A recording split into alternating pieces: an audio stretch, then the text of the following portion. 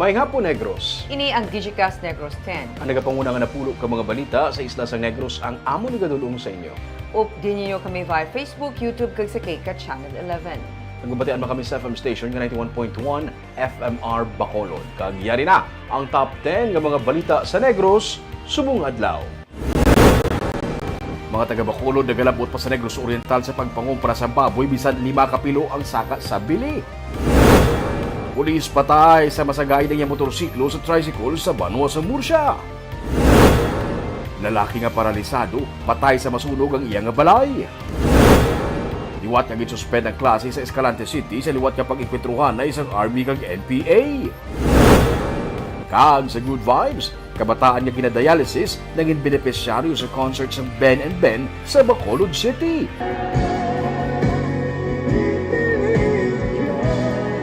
Tinatarahan sa Digicast Negros 10. Sa number 10,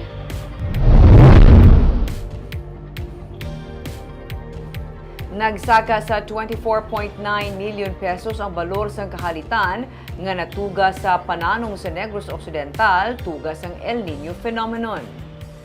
Sa report ng Office of the Provincial Agriculturist as of February 23 kay Negros Occidental Governor Eugenio Jose Lacson, 24,958,943 ang kahalitan sa Humayan kag Maisan. Nalakip sa apektado nga mga lugar amo ang Himamaylan City, Isabela, Binalbagan, Moises Padilla kag Hinigaran sa 5th District. Kawayan, Hinubaan, Sipalay City, Ilog sa 6th District. Ginsiling ni 5th District Congressman Dino Yulo nga mga duha ka bulan ang nagligad, naghinyo na siya sa Sugar Regulatory Administration kag Department of Agriculture para sa cloud seeding operation para mapahagan-hagan ang epekto sang El Niño phenomenon.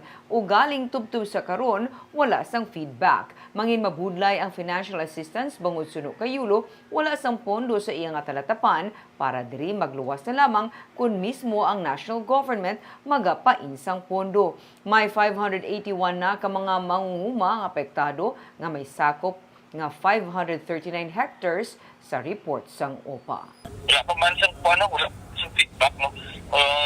Actually, I think that was 2 months ago, no? So nagpanawagan kita. So I think we will need to reiterate, no? Particularly nga subong nag-heighten na gitang ang aton nga init no basically mga distrito.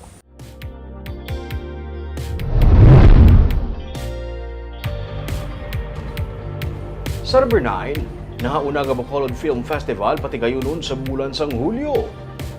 May 3 million pesos ang pondo nga italana sa Bacolod LGU kag Department of Trade and Industry para sa nahauna nga Bacolod Film Festival sa Hulyo. Ginpahayag ni Councilor M. Ang nag-author sang naaprubahan nga ordinansa. Ang Film Fest ang maghatag kahigayunan sa mga local filmmakers, producers, artists, kag film enthusiasts nga magpakita sang ilang mga obra. Napulo ka mga entries ang ginapaabot magapasakop sa Film Fest kag magatalana sang 300,000 pesos nga grant ang syudad. Kasubong sa Metro Manila Film Festival, ipasalida ang mga short films sa tanan nga mga local cinema. Maybe makita sila sa mga national film outfits or even in national film festivals and international film festivals, considering that there are many filmmakers from Bacolod who have already been winning awards nationwide, national, and international competition. We are giving our creatives at Bacolod a platform to showcase kung ano ang ara sa ilang adalan. And this is one way of doing it.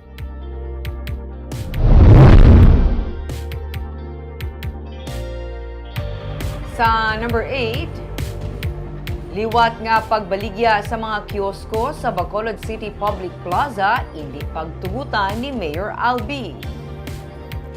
Nangabay ang pamunuan sa Diocese of Bacolod sa Konseho sa Bacolod para kuntani liwat nga maka-operate ang mga kiosko sa kilid sa Bacolod Public Plaza para sa Summer Trade Fair sang simbahan sa Marso 15 tubtub Mayo 15. Pero sandigman sa pasalig ni Mayor Albi Benitez nga hindi na pagbaligyaan ang plaza. Hindi niya pagtugutan ang hinyo sang simbahan. Ginsiling sang alkalde nga nakasugilano na sila ni Bishop Patricio Buzon. Tuhoy diri kag nagpasalig man siya nga kun mahimo pangitaan sang lugar ang simbahan para sa natalana nga trade fair. Nahangpan sang alkalde nga ang pagpatigayon sang kasubong nga trade fair ang pamaagi sang simbahan para mapunduhan ang kinahanglanon sa mga nagretiro na nga kaparian nga ila ginaatipan sa Domus Dei sa Silay City. Kabahin man sa mga kamagdanan nga dulaon sa syudad ang mga kiosko sa Bacolod Public Plaza kay man may natalana nga rehabilitation project ang lugar. And I'm inclined to not allow the vendors. We would like our plaza to have the prestige and the beautiful visual na makita natin. Other locations, Mga vendors. other locations na pwede sila makasama trade fair. As long as it doesn't hamper ang visibility sa plaza, then I'm okay. Talaga kayo ma-start ang Sa number 7,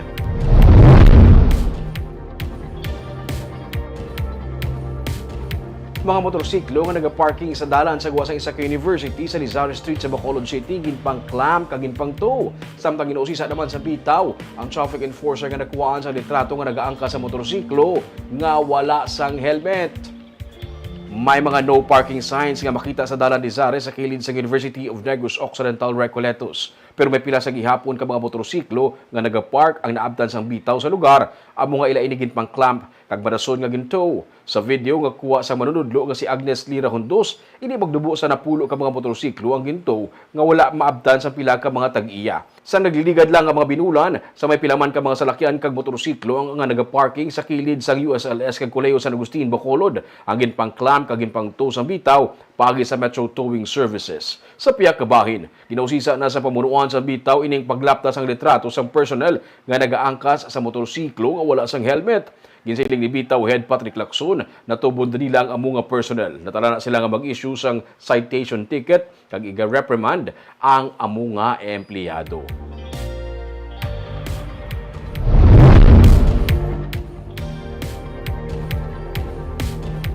Sa number 6, lalaki nga paralisado patay matapos nga wala nakagwa sa iya na sunog nga balay sa San Carlos City.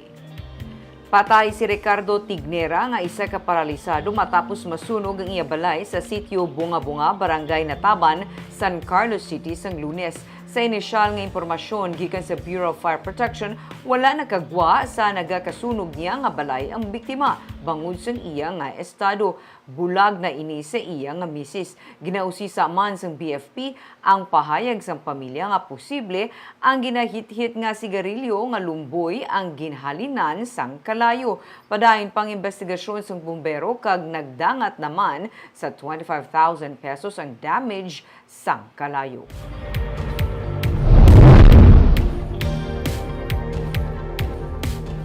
Sa number 5, pulis patay matapos masangit ang iyang motorsiklo sa isa ka tricycle sa Banwa sa Murcia. Patay si Police Corporal Edward Peña, 36 anyos sa Murcia PNP sa masangit ang iyang siningang ginadala nga motorsiklo sa isa ka tricycle sa National Road Hacienda Bernabe, Barangay Salvacion, Banwa sa Murcia, Lunes ang hapon. Ang driver sa tricycle ginkilala sa kay Rizzy Tanalion, 31 anyos kag may karga nga 4 ka mga pasahero. Sunod sa kay Police Captain Rodney Sarona, ang Deputy Chief of Police sa Murcia PNP, gikan sa duty si Peña kag mapauli na sa Barangay Salvacion. Ginaligar nga nag-overtake si Peña sa tricycle, pero nasangit diri ang iyang motor gani nagbalang-balang kag nadulaan sa kontrol ang pulis. Natumba siya kag nalampo sa dalan ng iyang ulo. Wala siya sang suksok nga helmet sa natabo ang insidente. Giningagaw padala sa ospital ang biktima apang napatay siya.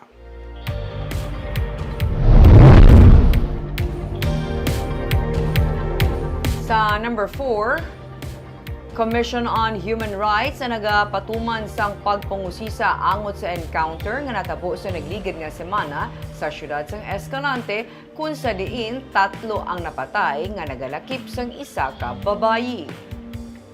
Suno kaya CHR Negros Occidental Head Vincent Tapara, nagsugod na ang ila talatapan patuman sang independent nga pagpangusisa. Patag niya, inibangod sa idalom sang Magna Carta for Women, ang CHR, ang gender umbud o nag-advocate sang pagpangapin sang kinamatarong sa mga kababainhan.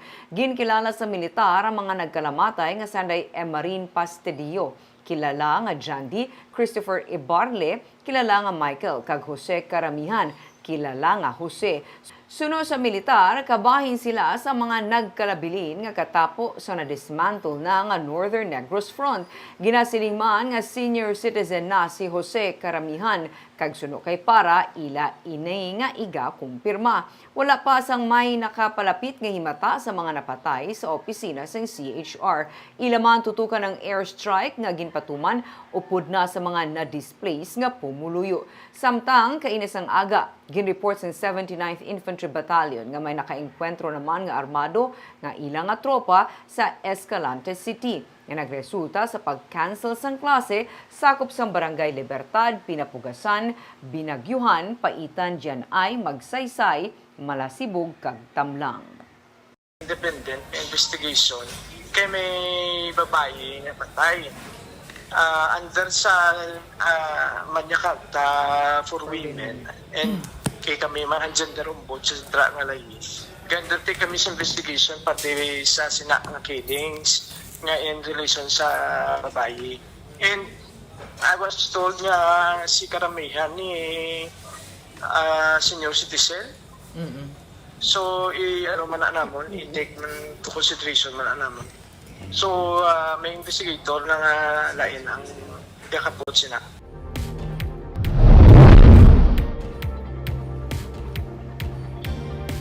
Sa number 3, validity isang daan nga PWD ID sa Bacolod City gin-extend tub Abril 30.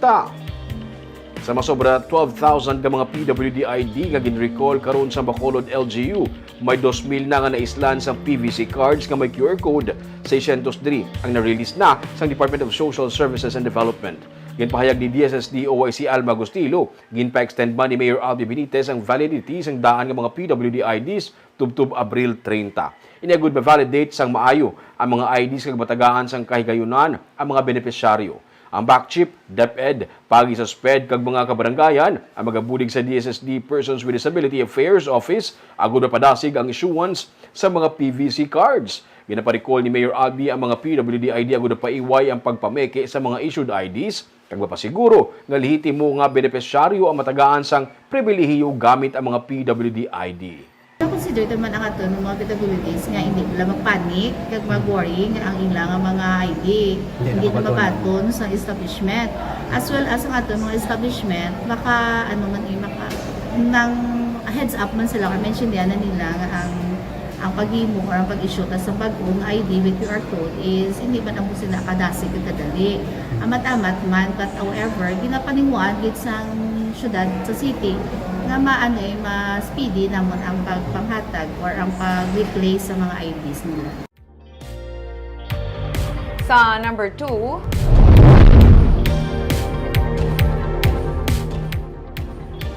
wala labot sang hugot nga monitoring sa mga puerto, tutukan man sa probinsya sa monitoring nila ang mga auction market, merkado, kag slaughterhouse. Inisunod kay Dr. Placida Lemana, Provincial Veterinarian, nga kaina nagsapol sa katapusang arano ug ang Alliance of Hog Raisers Association of Negros Occidental kasunod sang paglift sang Bacolod sang pork ban. Sunod kay Lemana, gintalakay nila mga concerns angon sa ginpagwa nga executive order ni Governor Eugenio Jose Lacson labi na ang bahin sa pagpasulod sang processed pork products kag transshipment sang imported pork. Bagay nga sunod kay Lemana, iya ginpaathag sa ila nga may mga upod ini nga rekisitos. Ginsiling nila mana nga luyag sa grupo nga mapangapina ng industriya labi na nga nagapadayon ang sentineling kag gusto nila nga mangintayuyon ini tubtub sa recovery. Magasapol pang provincial vet sa mga partners sini nga technicians, veterinarians kag agriculturist sang tagsa ka LGU para sa ila pagidugang nga mga tikang. Pero sa karon ang bantayan nila ang raw nga processed food nga in volume. Kangay sang chorizo, tusino, kasubong man ang buhi nga baboy nga kun hindi sigurado ang ginhalinan sarang makadala sang halit. Natalana man ang pagsapol nila sa Bacolod LGU. Ang aton nga mga partners sa LGUs like agriculturists, technicians, and mga city veterinarians kung ano gid ang mahapos nga hindi mo kami masyado mabudlayan, no? But for the meantime, ang amon nga ginaobra is that mamonitor kami sa slaughterhouses, sa auction markets, kag sa mga markets wala nato ni kung may nagabaligya bala sa mga pork products na kalin sa mga gina-prohibited naton nga mga areas. Kag sa numero 1 sa mga balita, subong adlaw.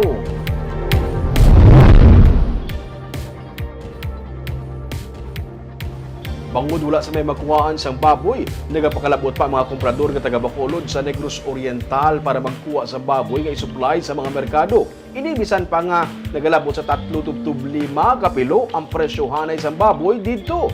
Yan ang report. Birds!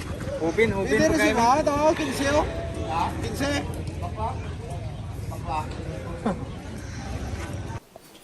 Pagsulod sang sini nga chariot, dayon man palapit sa mga nagapamakal sang baboy nga taga Bacolod para usisaon ang presyo.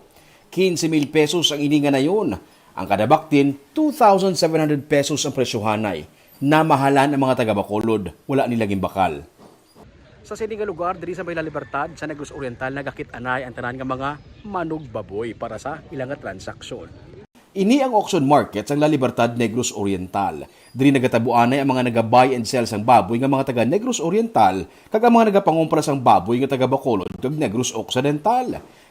Diri pa sila nagapakalabot sa pagpangita sang baboy nga isupply sa mga merkado. Wala gid abi kuno sa makuhaan sang baboy sa Bacolod kag sa Occidental Negros. Gani nagabiyahe sila sang 4 ka oras para makalabot diri.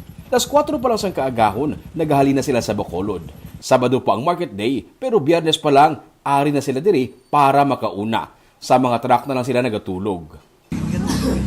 Gatulog kayo mo diya? Wala tanay? Business kayo mo nga daw kato ka bukas ka puli. Dili ka tulog Scanter.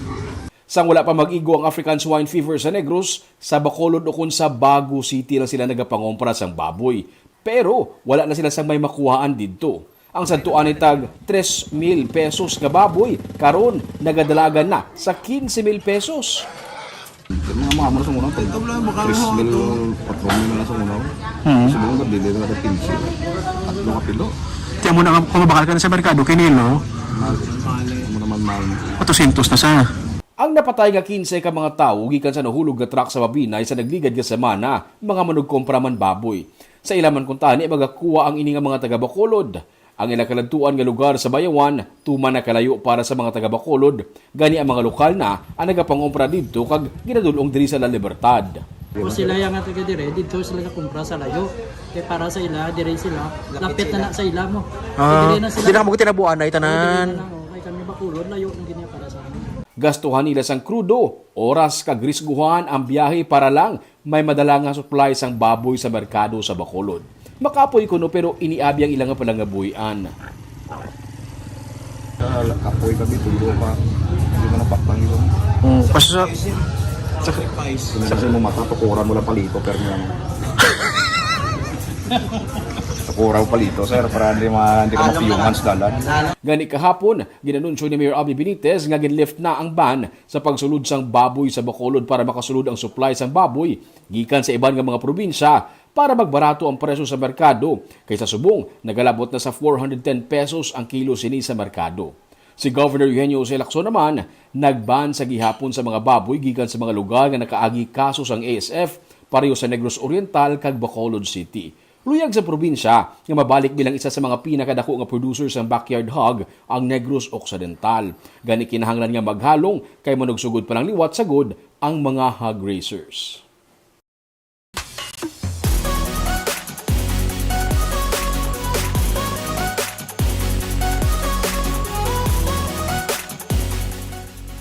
Sa Good Vibes, mga kabataan nga ginadialysis ang nanging benepisyaryo sang concert sang Ben and Ben sa Bacolod. May report si Marshan Wico. Sa ila nga ikatlo na nga pagbadad sang Bacolod, liwat nga ginpakita sa mga Bacoleño fans ang ila nga pagpalangga sa Ben and Ben nga banda. Napuno ang Central District Field sa Mandalagan sang mga fans nga nagjam sa tagsa ka mga kanta sang Ben and Ben. Sa pagpanguna sang mag-utod nga Paulo kag Miguel Benjamin, ginkanta sang Ben and Ben ang pila sang ila sikat nga mga kanta, kaangay sang pagtingin.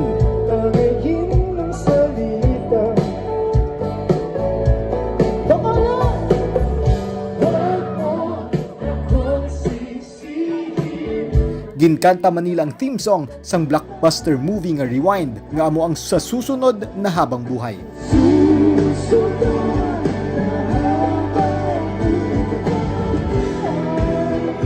Last song among isa sa kanta kung sa diin sila nakilala, ini amo ang Araw-Araw.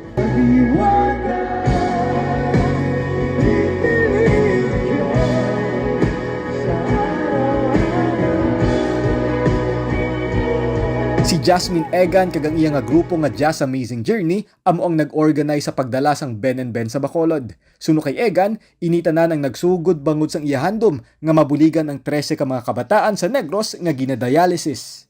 Malipayon siya sa kadamuon sa mga nagbulig kag masobra pang ila nakuha nga pondo para sa mga kabataan. Ako lagi niya nga ginat. Ano lang aim nga goal na makuha na mo is 1.5 million para sa tricycle. Kaya timera kami 3C nga bata. So subong, sobra na kami sa 1.5. So mas damo, siguro kami ma-ubra. Pero gusto ko sila tutuan sa livelihood ka para malawig pala nila. Kasi kapag tayo nga sa kwarta, so hindi sila kapalo-palo na nila gastuson. Isa sa mga benepisyaryo amo ang 14 anyos nga si Christine Joy Moya nga may chronic kidney disease. Sobra-sobra ang pagpasalamat sang iya sini nga iloy nga si Josie. Nang hindi na mo ma-express ang feeling na mo tuho sa kalipay bala nga maging part kami sa ina nga journey na mabuligan ang akon nga bata. Kay isa piyak sa mga struggle nga nag-abot-abot kamoy may harap madali nga liwanag bala nga may pag-asa. Hope. Padayon ng pagbaton sang grupo nga Jazz Amazing Journey sa mga bulig sa mga kabataan kag sa ila sini nga pamilya. Handom pa nila nga mas madamo pang mabuligan nga mga ginadialysis nga kabataan diri sa Negros. Marcian Muico para sa Digikas Negros.